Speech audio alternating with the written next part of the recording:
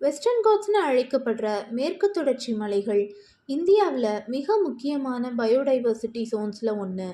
இது பல்வேறு உயிரினங்களுக்கு வாழ்விடமாகவும் பருவமழை ஏற்படுறதுக்கு முக்கிய காரணமாகவும் இருக்குது. இதோட புவியியல் பரவல் வடக்கில் தப்தி நதியில் ஆரம்பித்து குஜராத், மகாராஷ்டிரா, கோவா, கர்நாடகா, கேரளா, தமிழ்நாடு வரைக்கும் விரியுது. இதோட தெற்கு புள்ளி கன்னியாகுமரி ஆகும்.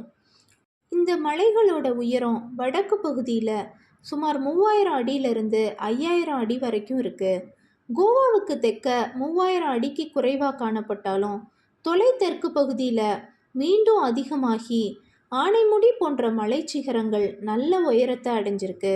வெஸ்டர்ன் காட்ஸோட மொத்த பரப்பளவு 1,64,280 சதுர கிலோமீட்டர். இதோட நீளம் சுமார் 1600 கிலோமீட்டர். இது தென்னிந்தியாவோட முக்கிய நீர்ப்பாசன பகுதியாக இருக்குது. ஆண்டுக்கு சுமார் 40 லட்சம் டன் கார்பன் எமிஷனை அப்சார்ப் பண்ணுது. மேற்கு தொடர்ச்சி மலையும் கிழக்கு தொடர்ச்சி மலைகளும் நீலகிரி மலைகளில் சந்திக்குது.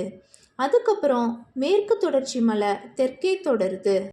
மேற்கு தொடர்ச்சி மலையோட முக்கிய அம்சங்கள் என்ன அப்படின்னா, 2012ஆம் ஆண்டு மேற்கு தொடர்ச்சி மலைகள் யுனெஸ்கோ உலக பாரம்பரிய தலமா, அதாவது யுனெஸ்கோ வேர்ல்டு ஹெரிட்டேஜ் சைட்டாக அறிவிக்கப்பட்டிருக்கு. இது இந்தியாவோட மகா வளைவு பகுதி, அதாவது கிரேட் எஸ்கார்ப்மெண்ட் ஆஃப் இந்தியான்னு அழைக்கப்படுது.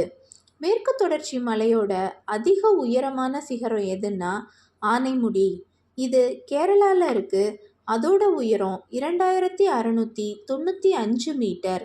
மேற்கு தொடர்ச்சி மலை இந்தியாவில் இருக்க 4 பயோடைவர்சிட்டி ஹாட்ஸ்பாட்ஸில் ஒன்று.